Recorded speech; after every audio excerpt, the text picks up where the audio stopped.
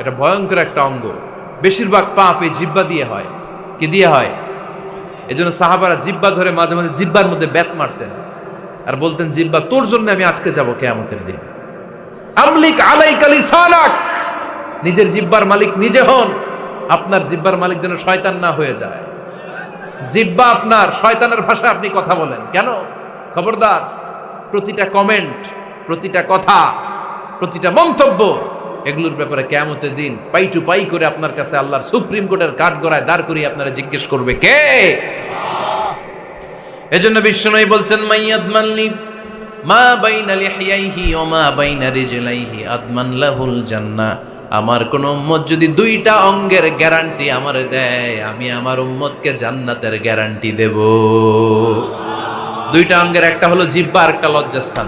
দুই চোয়ালের মাঝে যা থাকে লিজ্জা, জিহ্বা, আর দুই পায়ের